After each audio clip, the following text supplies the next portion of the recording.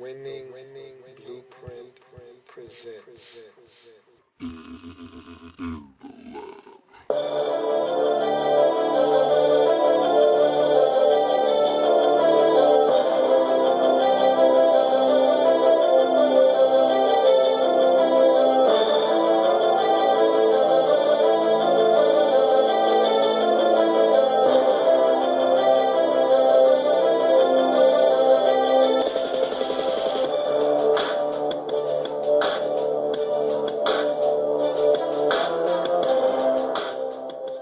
In the lab room. Welcome. You are in the lab room. I'm your host, Luke. Thank you for joining me. A lot to get to today. Really haven't been on this program in a while, so let's get right to the proceedings. I want to start with some news that was backloaded. The draft really took over everything, dominated the headlines in the National Football League for the last 2 weeks or so. As we drew nearer to the draft, everything else became minuscule in comparison to the draft. So things like Aaron Rodgers getting a brand new contract extension got swept under the rug. And here's a guy that long overdue. He should have been paid a long time ago. Best quarterback in the game. To me, that's the consensus. There's no doubt in my mind that Aaron Rodgers is the best quarterback, but others like Tom Brady, some like Peyton Manning, Drew Brees, whoever your cup of tea is, fine. But for me, the best guy in the business right now is Aaron Rodgers. And so this money was well overdue. And so the extension is 5 years, $110 million, making him the highest paid player in the National Football League. Of course, this is going to be temporary. Some other quarterback is going to get paid some inordinate amount of money and leapfrog Aaron Rodgers. But for the time being, Aaron Rodgers is the highest paid player in the league. So you look at the deal, $35 million or so in guaranteed money. You look at the way this deal is structured, and it's really a very cap-friendly deal for the Green Bay Packers, I must say. There's not a lot of money. It doesn't balloon to some enormous number like the Joe Flacco deal does. It's relatively consistent all the way through. You're looking at $12 million or so in the first year against the cap, 17, then 18, then 19, then 20, then 22. So the numbers gradually go up, but it's nothing earth-shattering. It's no increase that makes you say, hey, they got to restructure the deal at this year, or they have to redo the deal, or they got to get out of this contract after the fourth season because this number is going to be astronomical. It's just a solid deal all the way through. And so $110 million is a lot of money. And this is one of those contracts where you look at the deal and you can say, honestly, he might actually see every single cent of that money. Normally, when a guy signs a deal like the Tony Romo deal, for instance, he won't see all of that money. In my estimation, neither will Joe Flacco. They'll have to redo their deal at some point to make sure that that deal is more cap-friendly for the franchise. But in Tony Romo's case, he's 32 years old. He's not a spring chicken, and so 6 years puts him at 38 years old. There's no way he's going to play 6 years at that level that he's playing at right now. At least not in my estimation. It's not going to happen. And so there's no way the Cowboys are going to be paying him that type of money in, say, 5 years. So with Aaron Rodgers still relatively young, still at the peak of his game, will probably still be at the peak of his game in 4 or 5 seasons. And so I can see the Packers still paying him this money under this contract. And so this is a deal that actually could extend out the entire duration of that contract. And I could see him making just about every single penny of this money. And it's well-deserved. I think Aaron Rodgers is the best quarterback in the league. And so thought we needed to touch on that very quickly. So now you look at things that are more draft related, and everything's been draft related of late. But you look at a trade that happened, or a couple of trades that happened that may have been, kind of swept under the rug again. The draft and everything that is the draft is so all-encompassing that if you're not some huge entity like Tim Tebow, and we'll talk about him in a second, then you can't overshadow the draft. The draft is such a huge deal. It's such a big event that everything that happens in it is such a small blip on the radar screen. And these trades happen during the draft, but you don't know about them. Most people don't remember these trades occurring. Most people aren't even aware that some of these trades went down because, again, the draft is such a big event. And people have tunnel vision when it comes to the draft. I don't care about what the Bears did. If you're a Panthers fan, what do you care about what the Chicago Bears did in the draft? What do you care about what the San Diego Chargers did unless they took a player that you wanted? You're just focused on your team. What did your team do? how did we fare in the draft? And so it's such tunnel vision that a lot of people don't even realize other things happening. Like Chris Ivory, for instance, being traded from the New Orleans Saints to the New York Jets. And I told you that that was a trade that probably was going to happen. It's a good trade for the Jets, in my estimation. They need a running back. No more Sean Green in New York. They need a guy to carry the football. And I think this guy is waiting to explode. And he gets to New York. He signs a 3-year, $3 million deal. And so he's ready to rock and roll, is Chris Ivory. And I think he's a guy that's a very talented back in this league, just not given the opportunity to start. We saw him in that one season when injuries ravaged the New Orleans Saints, and he had to start, and he rushed for 1,000 yards. So this guy can play football. I like to see what Chris Ivory can do. Another little minuscule trade, this time one happening after the draft. The Indianapolis Colts trade their former first-round pick, Jerry Hughes, who has been a disappointment in Indianapolis since being drafted, to the Buffalo Bills for linebacker Kelvin Shepherd. So that opens up a starting position at linebacker for the Bills, which is going to allow their young draft pick, Kiko Alonso, to slide right on in and start at that linebacker position that's now being vacated by Shepherd.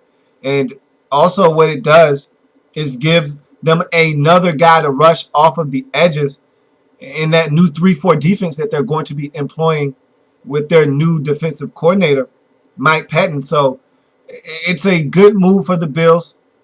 I think getting Jerry Hughes, maybe he can revitalize his career. I think he's a good fit in the 3-4 defense, actually. And so we'll see if that lean body type that Jerry Hughes has allows him to fit in a 3-4 scheme. Meanwhile, the Colts get a thumper in Shepherd that'll fit right into what Chuck Pagano likes in his 3-4 defense. I think he'll fit in well in Indianapolis. So I think it's a win-win for both teams involved in this trade. You look at another transaction that occurred, and it's the Arizona Cardinals releasing Adam Synder, the guard that they just signed to a $17 million deal a season ago. They cut him loose. They felt good enough about Jonathan Cooper to get rid of Adam Synder, a guy that they just a season ago signed to a $17 million deal. And so Adam Synder is now on the streets, entering Jonathan Cooper. And so I wonder if the Cardinals are going to kick a guy like Nate Potter out of Boise State, who they drafted a season ago, into that guard position, because I don't think Pat McQuiston is a guy you want starting at the left guard position. I thought Synder was going to be at one of the guard spots, preferably right, kick him over to right, and move Cooper over to the left guard position. But apparently the Cardinals felt like, hey, we're not going to pay that much money for a right guard. We're just not doing it. And so they get rid of Synder. They're going to find another guy to play guard for them. And we'll see how it all works out. But the Arizona Cardinals right now have a plan. And so apparently Adam Synder is not a part of those plans for the Arizona Cardinals. So now let's get to Tim Tebow and his subsequent release from the Jets. Look, we knew this was coming. We knew Tebow wasn't going to be a part of this Jets franchise and organization moving forward. It was only a matter of time before he was finally shown the door and given his pink slip. Now, we didn't know when, but we knew it was going to occur. This gives him time to find another home. The only problem is does anyone in the league want the media circus known as Tim Tebow? And the only way that Tim Tebow isn't a distraction is if he's not a quarterback. If he moves to tight end, yeah, he'll still command a lot of attention, especially if he gets in the game and he does anything worth talking about. But if he's a quarterback, you can't sign Tim Tebow to your football team, because it's a media circus then, because there's always going to be someone clamoring for him to get into the game. If your starter has a bad game, why don't they put Tebow in? Well, you know what's going to occur. And so he can't be a quarterback. I don't think there's another NFL franchise that wants Tim Tebow on their roster as a backup quarterback. I don't think there's another team in the league. The only landing destination for him to either start or be a backup was Jacksonville, and they've already come out and said it numerous times. The first thing David Caldwell, the new GM of the Jacksonville Jaguars, came out and said when he got the job was, we don't want Tim Tebow. He's not in our plans moving forward.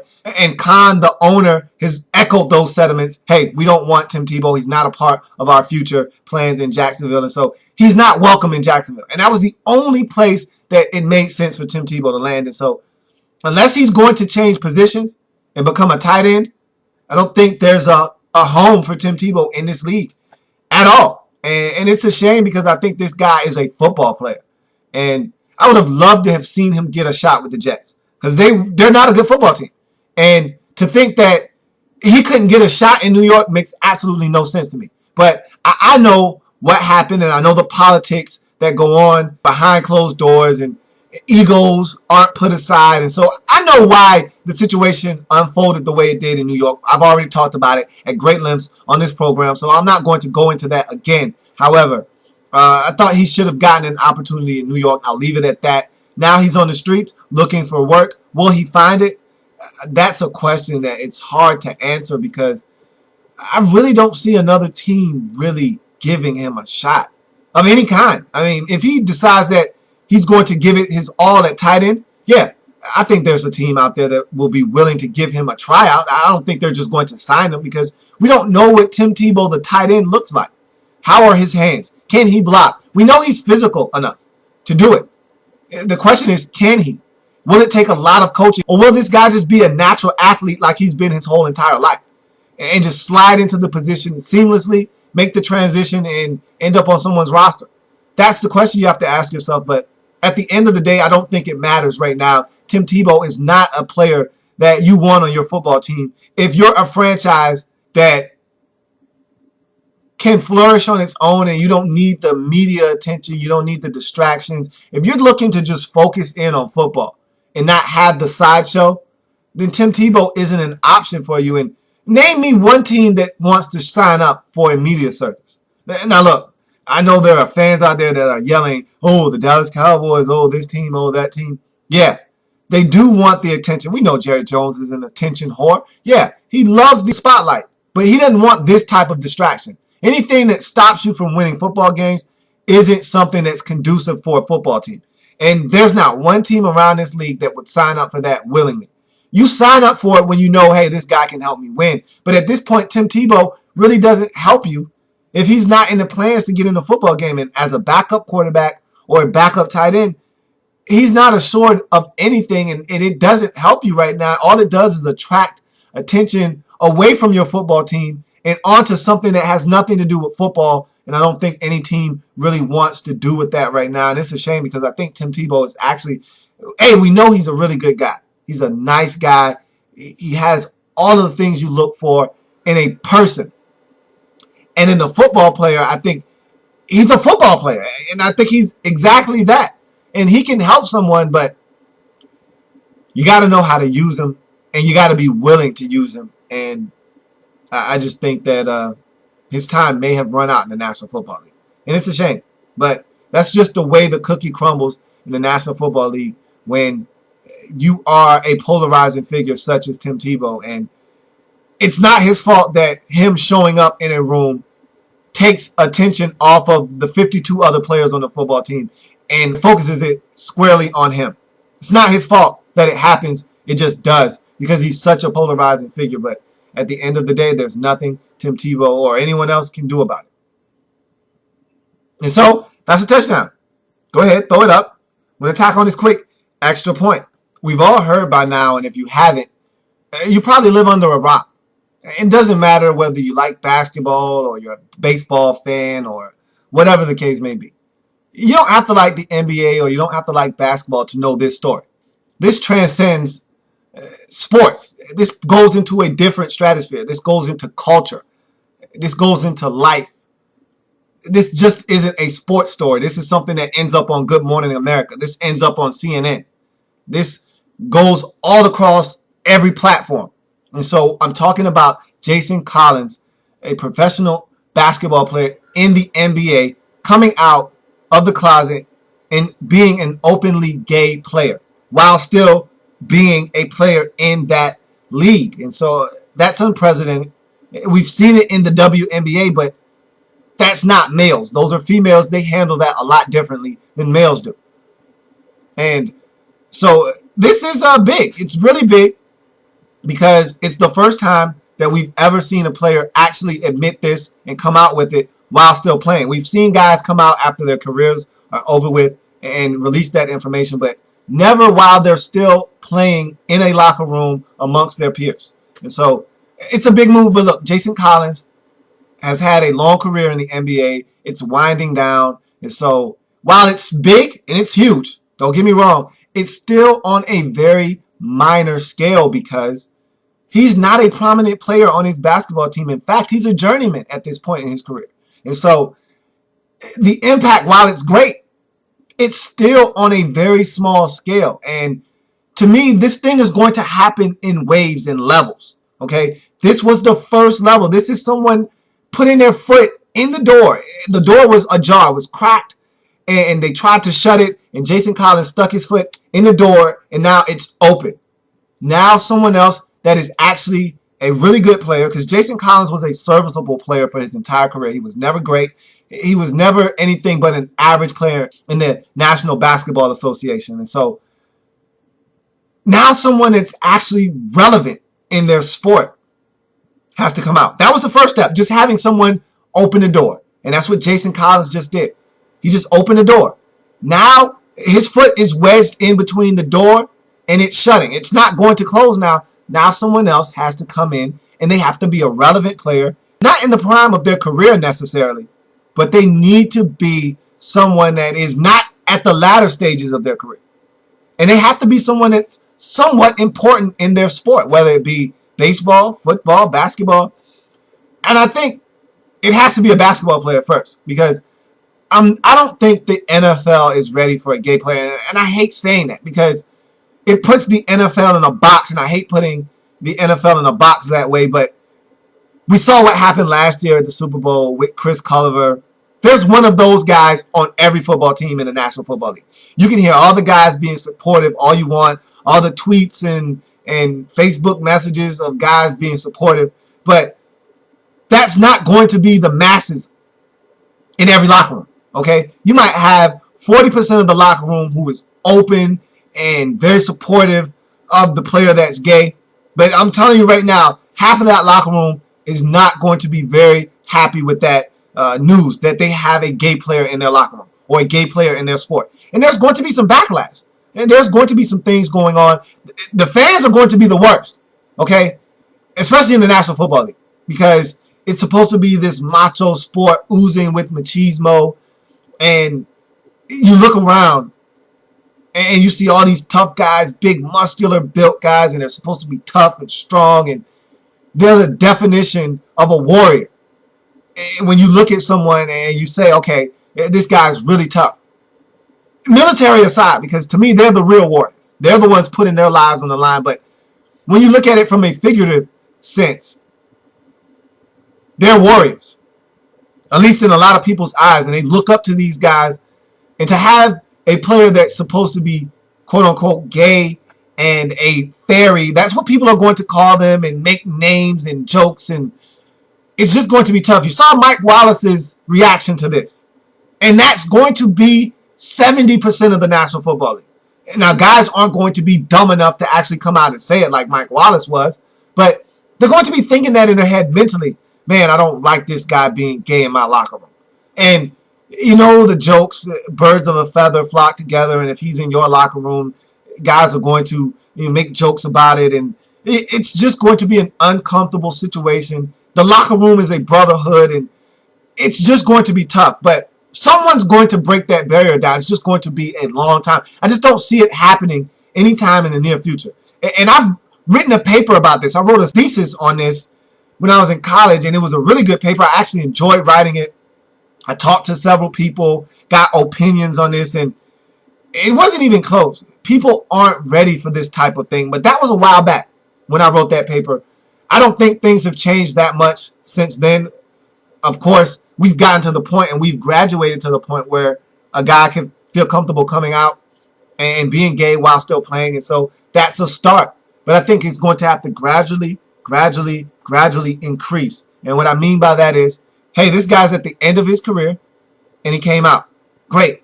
Now someone's going to have to do it while they're still relevant. Jason Collins hasn't been relevant in a long time, if ever, in the National Basketball Association. And so someone that's actually a really good player has to come out and say, hey, look, I'm gay. And then we'll see what happens then. Then I want to see what happens when there's actually a player that's really good and he's at the prime of his career or he's just entering the league and he's a really good player and he says, hey, I'm gay. What happens then? That'll be the time when I'm actually saying to myself, we've come full circle. This thing has finally happened. Because all the little guys on the small scales can do this. And all they like. And I don't think it will have the impact that the gay community is looking for. You need that one poster child. And Jason Collins is not it. Okay? He's a marginal player at best. And while it's still groundbreaking what he did, it's not enough to send shockwaves through the professional landscape. Okay? It's enough to open up eyes and ears, which is necessary. It's a necessary evil. However, you need someone on a larger scale to do this, to actually have the impact that people are looking for here. And will you ever have the full support of all the players in your league? No, it'll never happen. However, it'll grow. And the more prominent the player, the more likely it is people will have to accept it. We'll see what happens, but this was the first step in a lot of steps necessary to make this thing be a non-issue.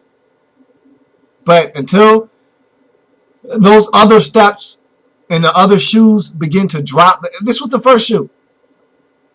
And there's not an other shoe. There's many more shoes that have to drop. And there's many more steps that have to be taken. But this was the first one. You can't get to step 3 without step 1. We just took the first step. Let's see where this thing goes from here. And I just got breaking news before I leave. Justin Blackmon, wide receiver for the Jacksonville Jaguars, going into his second season, has been suspended by the National Football League 4 games for substance abuse. So that tells me 2 things. 1, he was already in the substance abuse program in the National Football League. And 2, he violated it for the second time. I don't know what the substance is. I'm taking a guess.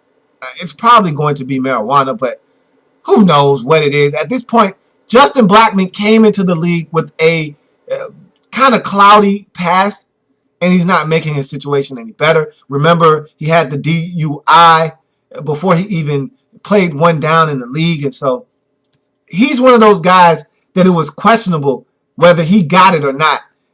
And by this happening this early in his career, I'm convinced maybe this guy just doesn't get it. There will be more details released on his situation down the road. Right now, everything is fresh. I'm just hearing this. It's just off the wire, and I'm giving it to you. Justin Blackmon, receiver for the Jacksonville Jaguars, suspended 4 games for substance abuse. And that's going to do it for this episode of In the Lab Room. I thank you for joining me here on this program.